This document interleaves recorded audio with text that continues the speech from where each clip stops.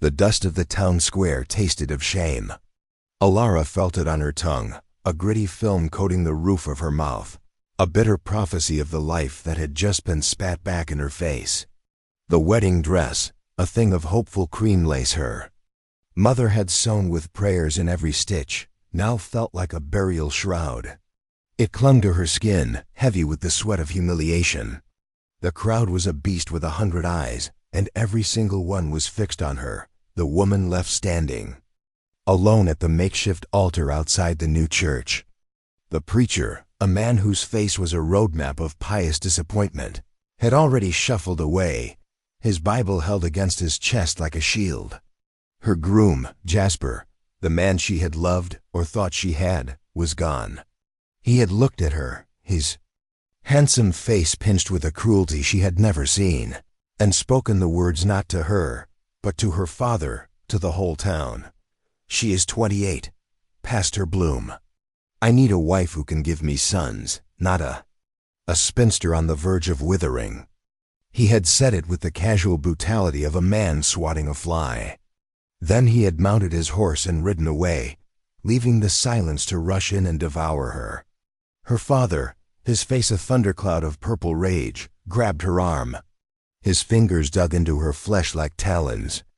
"You have ruined me," he hissed, his voice a venomous whisper, meant only for her, but felt by everyone in the first 3 rows. "You have shamed this family."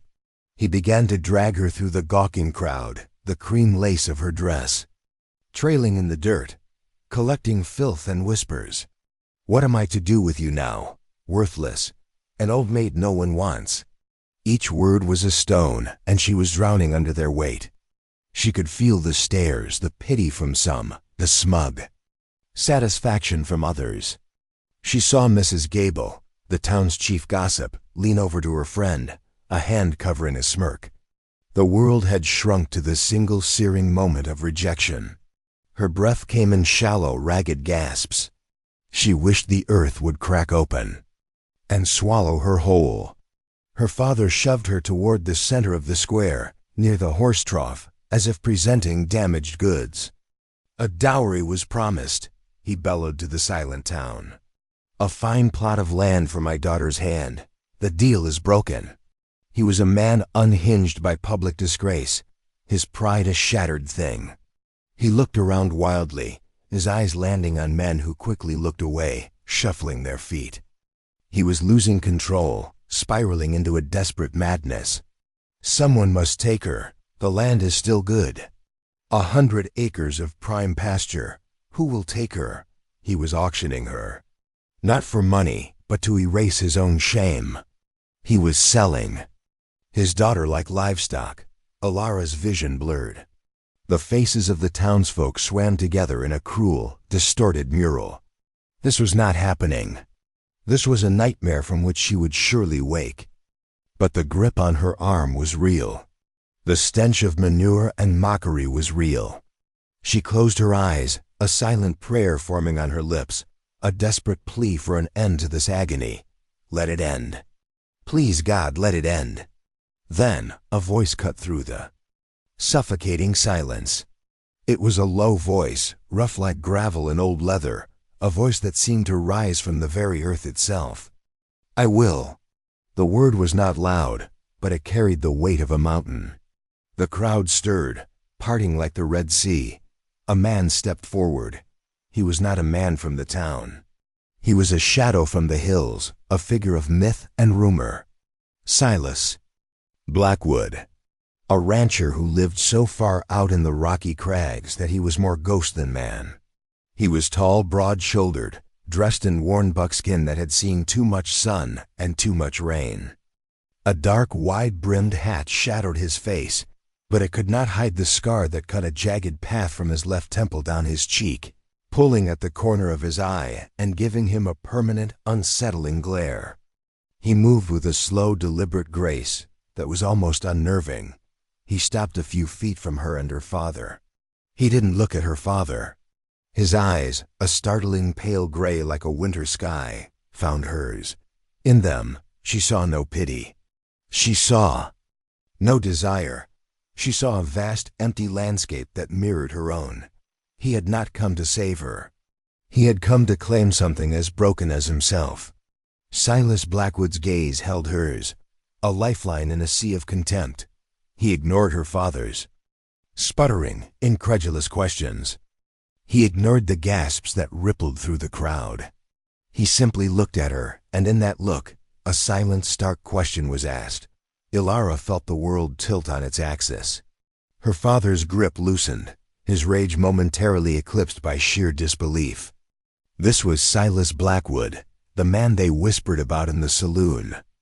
A man who had lost his own wife and child to a fire years ago, a fire that had left him scarred in body and soul. He was a recluse, a hermit, a man who spoke to his cattle more than to people, and he had just spoken for her. Her father, recovering. His senses saw an opportunity, a way to salvage his shattered pride. "The land," he stammered, his voice regaining its blustering tone. "The 100 acres, it's yours, if you take her. If you marry her, today, now." He was desperate. To seal the wound, to cauterize the shame. Silas did not break his gaze from Ilara. "The preacher is still in the church," he said, his voice that same low rumble. He was speaking to her, only to her. He was giving her a choice, a thing no one else had thought to offer. She could say no. She could stay here and wither under her father's scorn, a ghost in her own home, the town's permanent object of pity and cautionary tales. Or she could step into the shadow of this stranger, this broken man, and walk into an unknown wilderness. She looked at her father's face, twisted with a desperate, selfish hope. She looked at the faces in the crowd, hungry for the next chapter of her humiliation. Then she looked back at Silas, at the scarred landscape of his face, at the vast, lonely emptiness in his eyes. It was not a promise of happiness. It was a promise of an ending to this. With a strength she did not know she possessed, she pulled her arm from her father's grasp. She took a single shaky step forward, the hem of her soiled dress whispering in the dust. "Yes," she said, her voice barely a croak, but it was her own. The word hung in the air, a fragile, defiant thing. The journey to his ranch was a silent one. He had procured a buckboard and loaded the few belongings her mother had hastily packed into a trunk, her face streaked with tears of a grief Ilara couldn't begin to decipher. The wedding had been a blur, a hollow ceremony in the empty church with 2 strangers as witnesses, pulled from the street. The preacher's words were rote, devoid of warmth. The ring Silas placed on her finger was a simple, unadorned iron band he'd produced from a pouch. It was cold and heavy.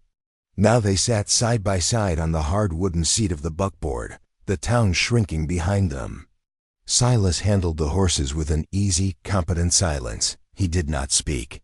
He did not look at her.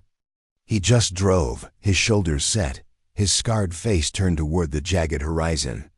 Ilara clutched her hands in her lap, the iron ring a foreign weight. She studied his profile, the hard line of his jaw, the way the scar seemed to deepen when he clenched his teeth. He was a man carved from hardship. She was a woman shattered by it.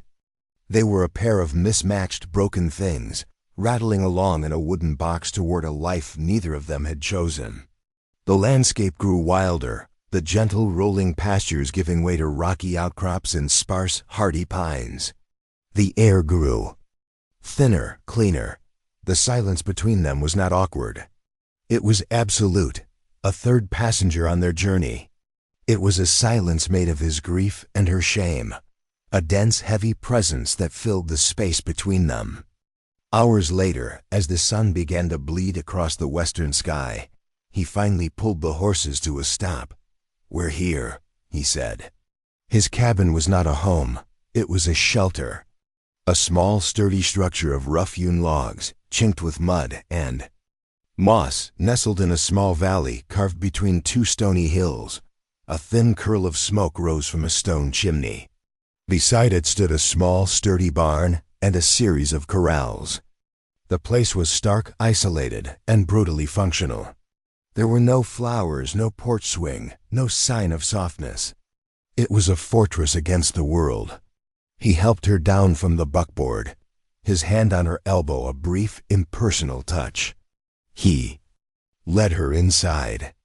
The interior was one room, dominated by a large stone fireplace where embers glowed. A rough-hewn table and 2 chairs stood in the center. A bed, covered with a thick buffalo hide, was tucked into one corner. In another, shelves held a few tin plates, cups, and a small assortment of pots and pans. The air smelled of wood smoke, leather, and loneliness. It was meticulously clean, but it was the clean of a barracks, not a home. There was no clutter, no personality, no trace of the woman and child he had lost. It was as if he had scrubbed their ghosts from the very walls. "The bed is yours," he said, gesturing with his chin. "I'll take the floor." He didn't wait for a reply. He turned and went back outside to tend to the horses and unload her trunk. Ilara stood in the center of the room, her fine wedding dress a ridiculous costume in this stark, masculine space. She felt like an intruder, a stray bird blown into a bear's cave. She walked to the single window, a small square of glass that looked out onto the unforgiving landscape. There was nothing but rock and sky and the sighing of the wind through the pines. She was utterly, completely alone, even with the man who was now her husband just outside. That night she lay in the strange bed, the buffalo hide smelling faintly of him, of the wild. She listened to the sounds of the night, the cry of a distant coyote, the crackle of the fire he had built before settling onto a bedroll on the floor. She could hear him breathing, a slow, steady rhythm in the darkness. He was a stranger, a man whose soul was as scarred as his face. She had traded one prison for another, a prison of shame for a prison of isolation. Tears she had refused to shed in the town square now slipped silently from her eyes, tracing cold paths down her temples and into her hair. She did not cry for the love she had lost, for she was beginning to understand it had never been real. She cried for the woman she had been, the hopeful girl who believed in promises and lace dresses. That woman was dead, buried in the dust of the town square. In her place was this new creature, this wife of a ghost, this queen of a barren kingdom. And in the darkness she felt a flicker of something that was not hope, but a grim, hard resolve. She had survived today. She would survive tomorrow. The days that followed bled into one another, marked by the rising and setting of a relentless sun. Life on Silas's ranch was a brutal rhythm of work, silence, and exhaustion. There was no tenderness, no gentle easing into their new reality. It was a raw, unspoken contract of survival. He rose before dawn, the sound of him stoking the fire the only alarm clock she needed. He would leave a pot of coffee on the hearth, a silent, functional offering, before heading out to the barn. Ilara, raised to be a town merchant's daughter, knew nothing of this life. Her hands, accustomed to needlepoint and baking bread in a civilized oven, were soft and useless. The first time she tried to milk the single, ornery cow, the animal had kicked the pail over, drenching her in milk and dung. She had stood there, dripping and humiliated, tears of frustration stinging her eyes. Silas had appeared in the barn doorway, his face impassive. He hadn't laughed. He hadn't scolded. He simply took the stool, righted the pail, and with a few calm, practiced movements, began to draw milk from the cow's udder, his large, scarred hands surprisingly gentle. He didn't speak, but the lesson was clear. Watch, learn, survive. And so she did. She learned to knead dough for a dense, heavy bread baked in a cast-iron pot over the fire. She learned to pluck a chicken, the feeling of the warm feathers coming away in her hands, making her stomach turn at first, then becoming just another task. She learned to mend his rough work clothes, her fine stitches looking out of place on the coarse fabric. She learned the language of his silence. A slight nod meant approval. A tightening of his jaw meant a storm was coming, or that a wolf had been near the chickens. A long, quiet look from across the table meant he had noticed she hadn't eaten. They were like two planets orbiting the same sun of survival, held in place by a gravity of shared loneliness, but never touching. The cabin, once his solitary fortress, now held the tension of their shared space. She tried to bring a touch of softness to it, placing a jar of wildflowers on the table. The next day, the jar was gone. She found it on the windowsill, out of the way. It was not a rejection, she realized, but a correction. Beauty was a luxury his life could not afford. The work was relentless. They repaired a section of fence that had been brought down by a rock slide, their hands often brushing as they passed tools or held a post steady. The touch was electric in its rarity, a jolt of awareness that they were a man and a woman, not just two laborers. Elura's hands, once soft, became calloused and strong. Her skin, once pale, was browned by the sun. The woman in the cream lace dress was a distant memory. This new woman was leaner, harder, her gaze more direct. One evening, a late autumn storm blew in, a ferocious howling thing that rattled the very logs of the cabin. The wind shrieked like a banshee, and the rain came down in solid freezing sheets. A crash of lightning, terrifyingly close, was followed by a panicked bellowing from the barn. Silas was on his feet in an instant, grabbing a lantern. "Stay here," he commanded, his voice sharp over the roar of the wind. He disappeared into the maelstrom. Alara stood by the door, her heart pounding. She watched the small, bobbing light of his lantern fight its way toward the barn. Minutes stretched into an eternity. The sounds from the barn were terrible, the splintering of wood, the terrified cries of the animals. She couldn't just stand there. Tying a shawl over her head, she plunged into the storm. The wind tore at her, the rain blinding her. She stumbled her way to the barn, the door hanging crooked on a broken hinge. Inside, the scene was chaos. The lightning had struck a corner of the roof, splintering a massive beam that had crashed down into one of the stalls. The cow, the same ornery creature that had been her first failure, was trapped, her leg pinned beneath the heavy wood, her eyes wide with terror. Silas was there, his back to her, straining against the beam with all his might, his muscles corded, his face a mask of grim determination. He was trying to lever it up with a length of fence post, but it was too heavy. "Silas!"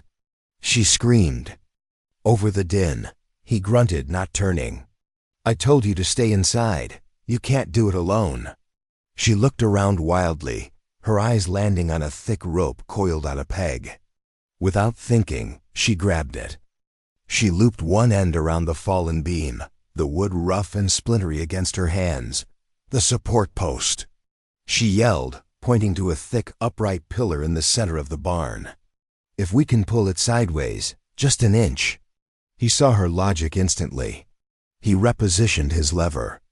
She wrapped the other end of the rope around the central post, pulling it taut. "Now," he roared. They strained together, a single unit fighting against the storm and the dead weight of the wood. Her muscles screamed. The rope bit into her. "Hands!" The cow thrashed, its cries a terrible counterpoint to their grunts of effort. For a moment, nothing happened. Then, with a groan of protest in wood, the beam shifted. It moved only an inch, but it was enough. The cow, with a final desperate heave, pulled its leg free. It scrambled to its feet, limping but alive. Silas let his lever fall with a clatter. Ilara's rope went slack, and she stumbled backward, landing hard in the muddy straw. They were both breathing heavily, soaked to the skin, their chests heaving. Silas walked over to the cow, running a hand down its trembling flank, checking the injured leg. He murmured something low and soothing to the animal. Then he turned to Ilara. He walked over and stood above her, his shadow falling over her in the flickering lantern light. She thought he would be angry, that he would scold her for disobeying him. Instead, he reached down a hand. His palm was rough, calloused, but his grip as he pulled her to her feet was surprisingly gentle. There. Eyes met. In the storm's fury, in the shared fight for a single stubborn life, a wall between them had cracked. For the first time, she saw something flicker in the winter sky of his eyes. It wasn't warmth, not yet. It was respect. "Your hands," he said, his voice low. She looked down. The rope had stripped the skin from her palms, and they were bleeding freely, the blood mingling with the rain and mud. She hadn't even felt it. Before she could protest, he led her back to the cabin. He sat her at the table, his movements still economical and silent. He fetched a basin of warm water and a clean cloth. He knelt before her and began to clean her wounds, his touch methodical, careful. He didn't say a word. He just tended to her, his scarred face illuminated by the firelight. Ilara watched him, her throat tight. This silent, broken man was caring for her with a tenderness she had never known. The sting of the water on her raw skin was nothing compared to the ache in her chest, a painful, unfamiliar blooming of some new and terrifying emotion. When he was done, he wrapped her hands in clean strips of linen. His fingers lingered for a second too long on her wrist, a fleeting, almost imperceptible touch. He stood up and moved back to his side of the hearth, putting the world back on its axis. But something had changed. The silence was different now. It was no longer empty. It was filled with the memory of the storm, the shared struggle, and the quiet, profound intimacy of a wound being tended. Lying in bed that night, listening to the storm die down to a gentle patter, Ilara looked at her bandaged hands. They were the hands of a survivor. They were the hands of a rancher's wife. For the first time since she'd arrived, the iron ring on her finger didn't feel like a shackle. It felt like an anchor. Word of their strange, sudden marriage had spread through the valleys and homesteads like a grass fire. When Silas and Ilara rode into town for supplies a month after the storm, the whispers followed them like a cloud of flies. They walked down the main street, a stark and silent pair, Ilara in a simple mended dress, Silas in his worn buckskins. She could feel the eyes on her back, could hear the hushed comments behind cupped hands. "That's her, the one Jasper Cole left at the altar. And that's him, Blackwood, bought her for 100 acres. Look at his face, frightening. And her hands. She looks like a field worker, not a merchant's daughter."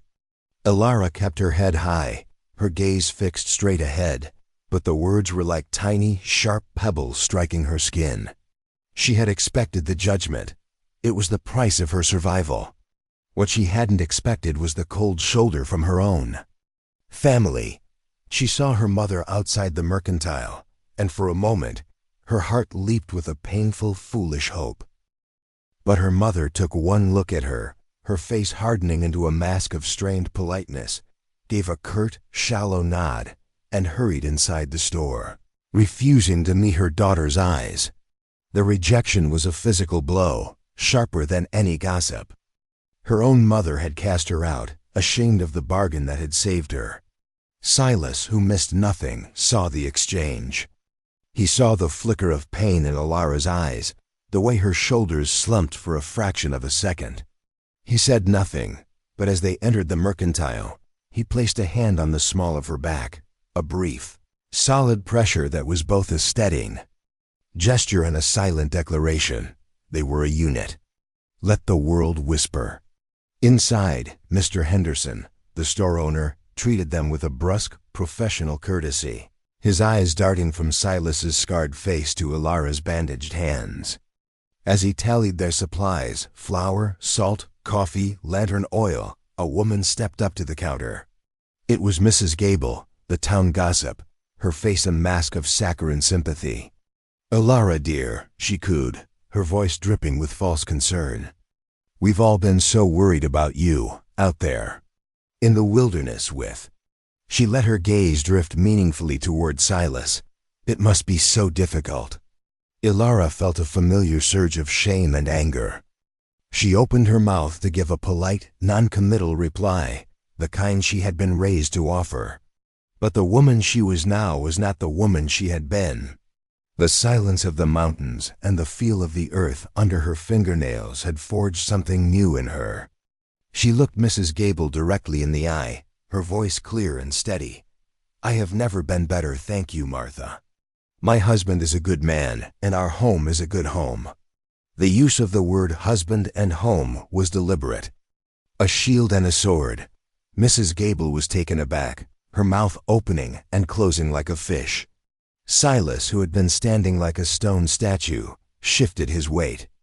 He placed a large bag of flour on the counter with a definitive thud, and his pale gray eyes settled on Mrs. Gable. He didn't say a word, but his stare was so intense, so full of cold, hard fire, that the woman visibly shrank, muttering a hasty excuse and scurrying away. The moment was a small victory, but it resonated between them. On the ride back, the silence was comfortable, companionable. The town and its petty cruelties faded with every mile. But not all the community was hostile. A few weeks later, as Alara was tending to the small, stubborn garden she had managed to coax from the rocky soil, she saw a rider approaching. It was not Silas, who was out checking the far fences. Her first instinct was fear. A lone rider meant trouble. But as he drew closer, she recognized him. It was Samuel, a homesteader whose small plot of land bordered the vast Blackwood Ranch to the east. He was a quiet man with a kind wife and 3 small children. He stopped his horse at the edge of her garden, respectfully removing his hat. "Ma'am," he said, his voice gentle, "my wife Sarah, she heard you were hurt in the storm." He gestured vaguely with his hat. "She sent this." He reached into his saddlebag and pulled out a small jar. "It's her own comfrey salve. Best thing for burns and scrapes. She swears by it." He held it out to her. Alara was speechless. She wiped her dirty hands on her apron and took the jar. It was still slightly warm. "Thank you," she whispered, her voice thick with emotion. "Please thank your wife for me." She said it's not easy, starting a new life out here," Samuel added, his gaze earnest. "She said if you ever need anything, a woman to talk to, you just send your husband over, or come yourself. You're welcome at our table." He nodded, replaced his hat, and rode off, leaving Alara standing in the middle of her garden, clutching the small jar of salve as if it were a precious jewel. It was the first act of genuine, unconditional kindness she had received since her world had fallen apart. When Silas returned at dusk, he found her sitting on the cabin steps, the jar of salve in her lap. She told him about Samuel's visit.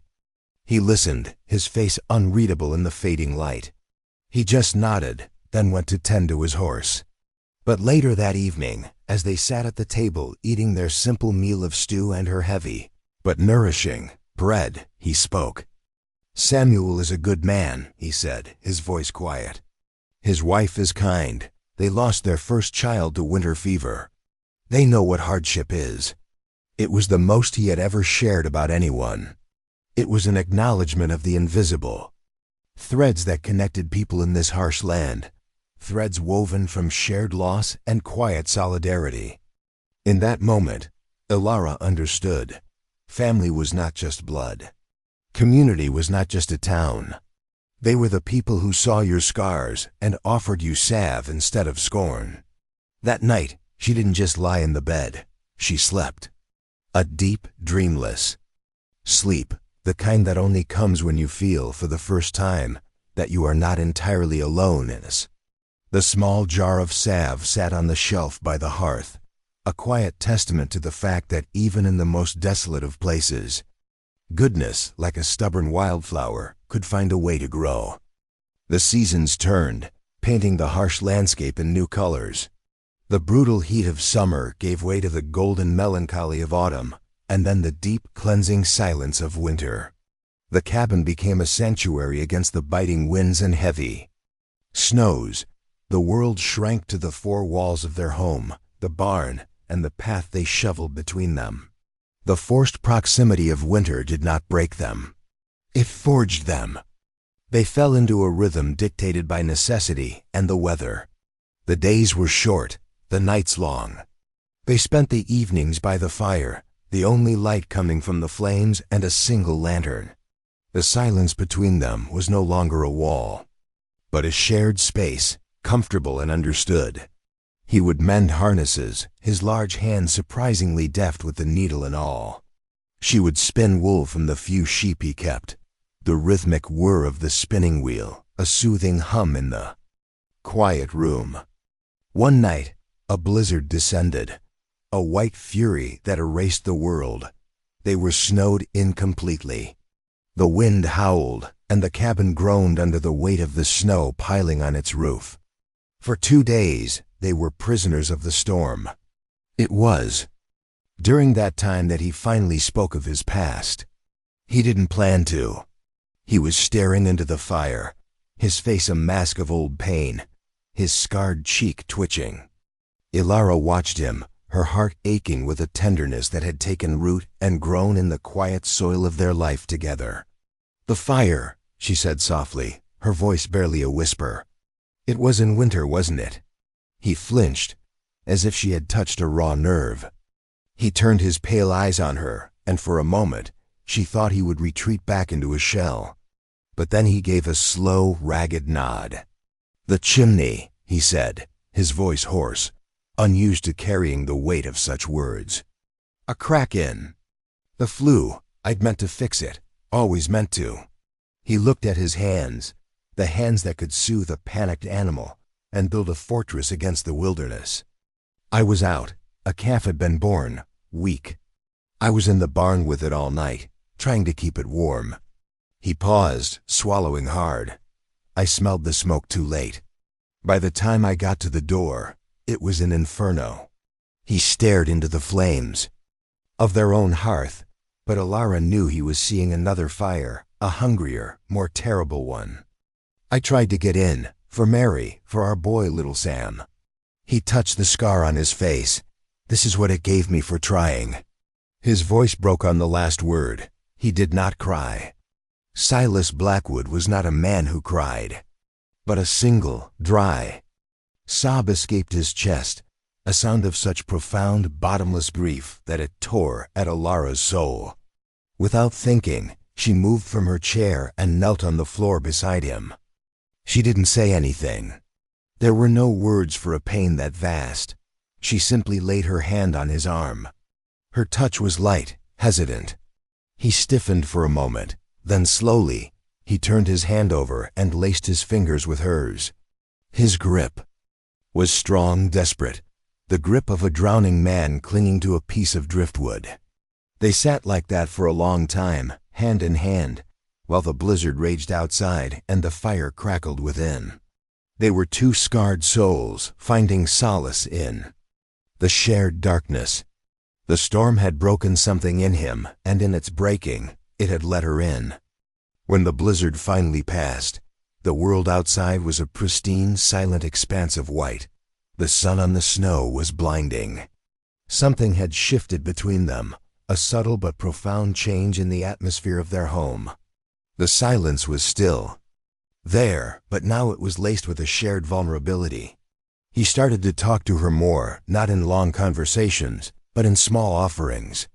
He would point out a hawk circling overhead and tell her its name. He would show her the track of a deer in the snow. He was sharing his world with her, the world he had locked himself away in. She, in turn, began to share hers. She told him about her love of books, about the stories she had read and the world she had visited in their pages. He listened, his head cocked, his pale eyes full of a quiet curiosity. One afternoon, he came back from a trip to town with a small cloth-wrapped parcel in his saddlebag. He handed it to her without a word. Inside were 2 books, their covers worn, their pages yellowed. A collection of poetry and a novel. She looked up at him, her eyes wide with a stunned, joyous disbelief. "I saw them in Henderson's," he mumbled, looking away, suddenly awkward. "Thought you might like them." It was the most precious gift she had ever received. It was not just 2 books. It was a sign that he saw her, the real her, the woman who existed beyond the chores and the silence. He saw the person she was before the world had tried to break her. That spring, as the snow melted and the first green shoots of life pushed through the cold earth, something new began to push through the soil of their relationship.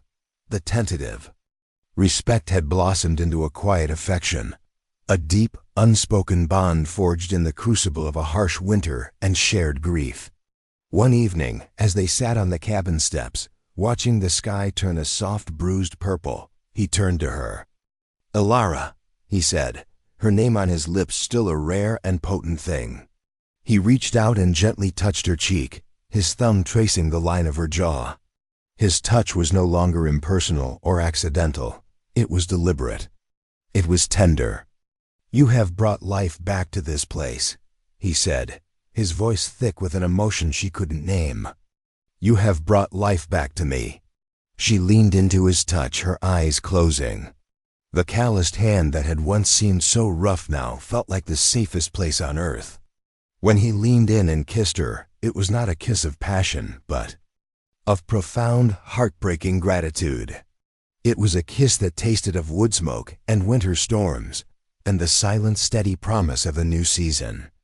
In that moment, standing on the porch of their small, sturdy cabin, with the vast wild land stretching out before them, Ilara knew she was no longer the woman left at the altar.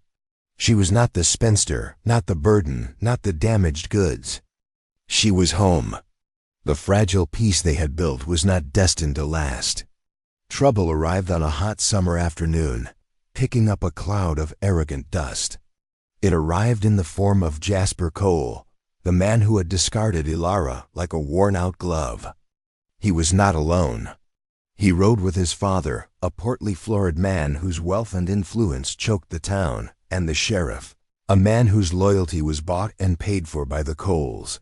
Ilara was feeding the chickens when she saw them ride up, their fine horses and polished saddles, a vulgar intrusion on the rugged landscape. Her heart seized in her chest, a cold knot of fear. She instinctively looked toward the hills where Silas was mending a fence line. She was alone. Jasper dismounted, a cruel, proprietary smirk on his handsome face. He had the same look he'd worn in the town square, the look of a man who believed the world belonged to him. "Well, well," he said, his eyes sweeping over the homestead with a disdainful air. "Look at this place. And look at you, Ilara, playing the happy little wife in this hovel. What do you want, Jasper?"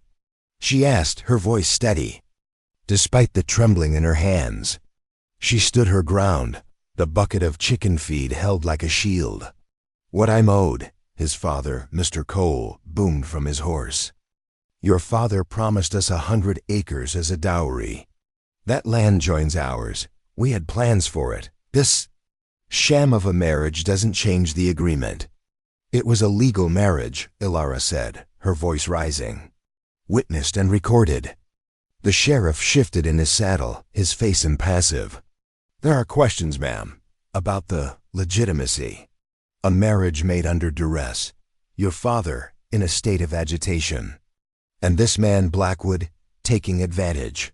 "He didn't take advantage of anyone," she shot back, her fear turning to a hot, protective anger. "He saved me," Jasper laughed, a short, ugly sound. "Saved you? He bought you, along with the land. But the land is what we've come for. We have a deed signed by your father, promising the land to me upon my marriage." He held up a piece of paper. "It doesn't say which marriage." It was a cruel, legalistic trap. Her father, in his shame and haste, had likely signed anything to make the problem go away. They were here to steal the land that had become her home, her sanctuary. They were here to tear apart the life she and Silas had so painstakingly built. "You will not set foot on this land," a low voice growled from behind her. Silas. He had come down from the hills, moving with the silent deadliness of a wolf. He held a fence post in one hand like a club, and his pale eyes were chips of ice. The scar on his face seemed to stand out, a livid mark of his fury. "Blackwood," Mr. Cole sneered. "This doesn't concern you. This is a family matter." "She is my wife," Silas said, each word a stone. "This is my home. You are trespassing." Jasper, emboldened by the presence of the sheriff, stepped forward. "This land is mine, you half-faced freak. And maybe I'll take the woman back too." She seems to have learned some humility. In a flash, Silas moved. He was not a town man who fought with fists. He was a creature of the wilderness. He lunged forward, the fence post swinging, and Jasper barely had time to yelp and scramble backward as the wood splintered the top rail of the corral fence where his head had been a second before. The sheriff drew his pistol. "That's enough. Blackwood, you're under arrest for assault. You'll have to kill me first," Silas snarled, his body coiled like a spring, ready to launch himself at all three of them. Alara screamed, "No!" She ran between them, placing herself directly in front of Silas, her arms spread wide. She faced Jasper and his father, her body trembling but her resolve like iron. "Get out of my way." "Alara," Silas commanded from behind her, his voice a low, dangerous rumble. "No," she said, not turning. She looked directly at Jasper, at the man who had tried to destroy her. The fear was gone, burned away by a love so fierce it was a fire in her veins. "You will not do this," she said, her voice ringing with a power she had never known she possessed. "You will not take our home. This is not about land. This is about your pathetic, wounded pride.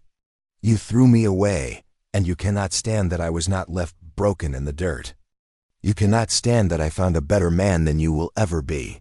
He's a monster," Jasper spat. "Look at him."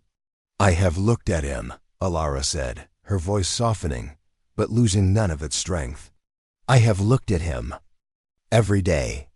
I have seen his scars, and they are marks of survival, not of monstrosity. He is a good and kind and decent man.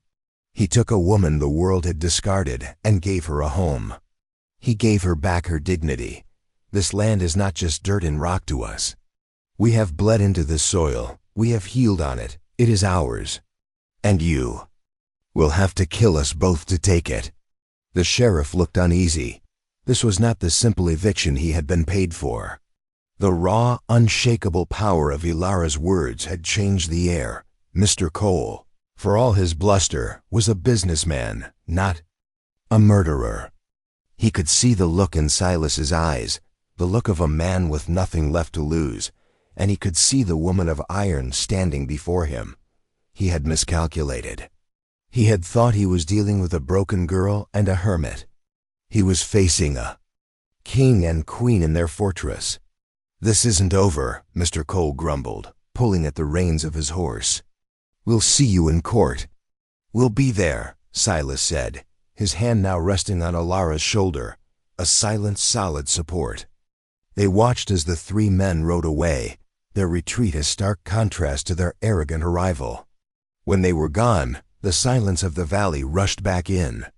Ilara's strength finally gave way, and she sagged against Silas, her body shaking with the aftermath of the confrontation. He wrapped his arms around her, holding her tight against his chest. He buried his face in her hair, and she could feel the trembling in his powerful frame. "You stood for me," he whispered, his voice thick with awe and disbelief. "You stood in front of me." She looked up at him, her hand coming up to touch the scar on his cheek, a gesture that was now as familiar and intimate as a kiss.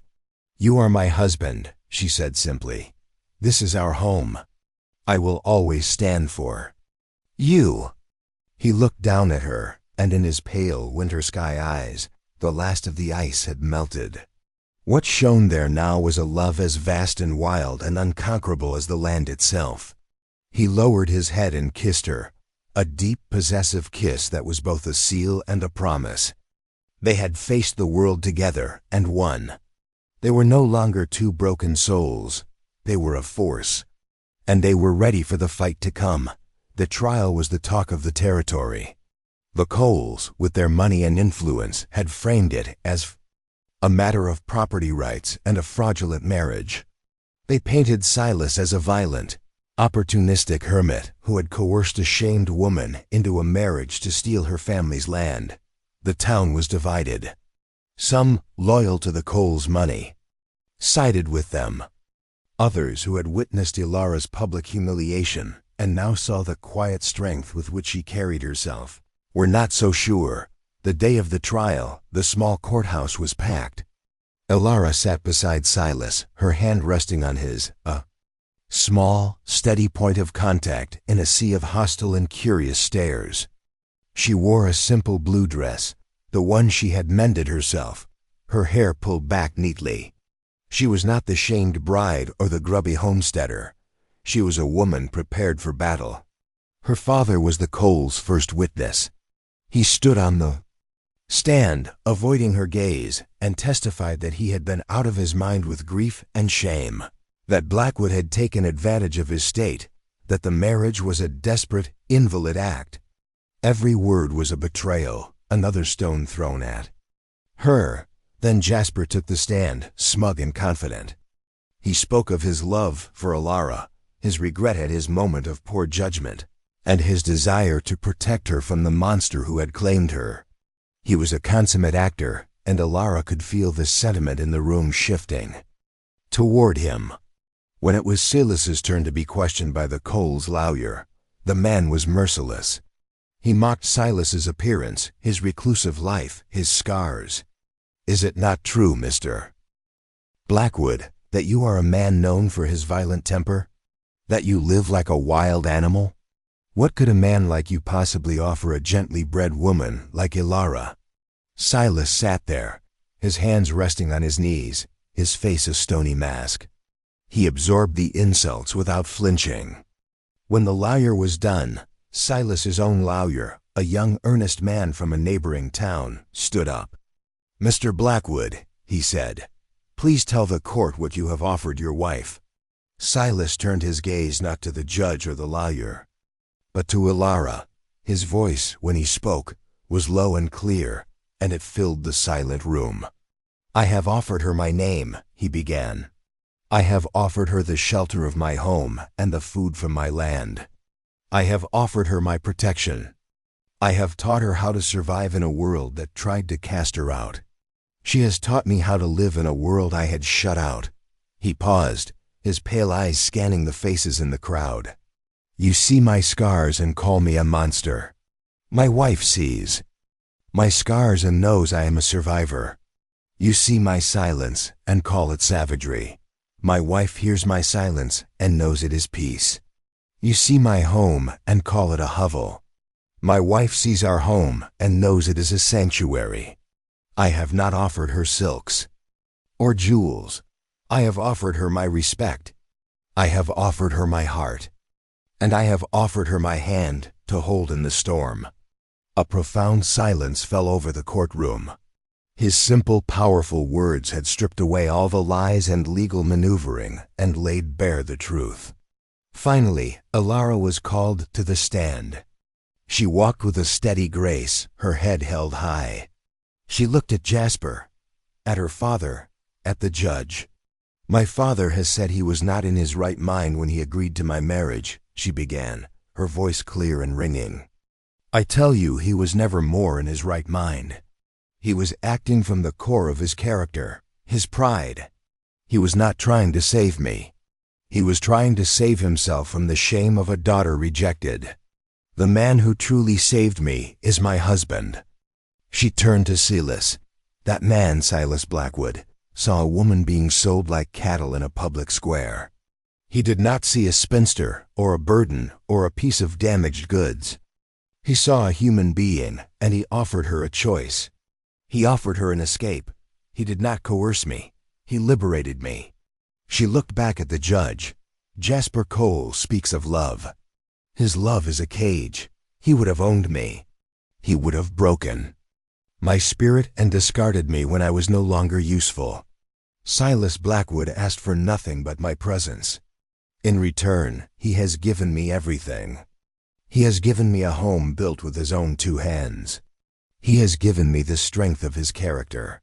He has shown me that love is not a pretty word spoken at an altar. It is a fence mended in the rain. It is a wound tended by the fire. It is standing together when the world tries to tear you apart. She held up her left hand, the simple iron band on her finger catching the light. This ring is not a symbol of a business transaction. It is a symbol of a promise between 2 broken people who, in the face of cruelty and judgment, chose to make each other whole. I am his wife, that is our land, and that is the truth. She finished, her chest heaving, her words hanging in the still air like a benediction. The judge, an old man with wise, tired eyes, looked from Alara to Silas, then to the coals. He cleared his throat. "In my years on the bench," he said, his voice resonating with authority, "I have seen the law twisted to serve greed, pride, and cruelty. I have also, on rare occasions, seen it serve justice. This is one of those occasions. The marriage is valid. The land belongs to Mr. and Mrs. Blackwood. Case dismissed." A gasp went through the room, followed by a murmur of stunned approval. The Coles sat, their faces masks of thunderous disbelief. Silas stood up and walked to the stand, reaching out his hand for Alara. She took it, and they walked out of the courthouse together, into the sunlight, leaving the whispers and the hatred behind them. As they passed through the crowd on the courthouse steps, a woman stepped forward. It was Sarah, Samuel's wife. She pressed a small loaf of freshly baked bread into Alara's hands. "We're proud of you both," she said, her eyes shining. Others nodded in agreement. The tide of public opinion, so fickle and cruel, had turned. They had not just won a legal battle. They had won their place. They rode home in silence, the bread resting between them on the buckboard seat. The world seemed new, washed clean. When their cabin came into view, nestled in its valley, it had never looked more beautiful. That evening, they did not sit on opposite sides of the hearth. They sat together on the steps, watching the stars prick the vast, dark canopy of the sky. The air was cool and smelled of pine and damp earth. He took her hand, his fingers lacing through hers, the iron ring on her finger warm against his skin. They had faced down her past, his demons, and the judgment of the world. They had fought, and they had won. Their family had not been made by blood or by law, but by a choice made in the dust of a town square, a choice reaffirmed in a storm, and a choice sealed in a courtroom. It was a family forged in fire, and it was unbreakable. Silas looked at her, his wife, the woman who had faced down his ghosts and her own, the woman who had brought his dead heart back to life. "Alara," he said, his voice a low, reverent whisper. She turned to him, her face soft in the starlight. He leaned in, his scarred cheek brushing against hers, and spoke the words that were the end of one story and the beginning of another. "You were never too old. You were just waiting for a man old enough to see.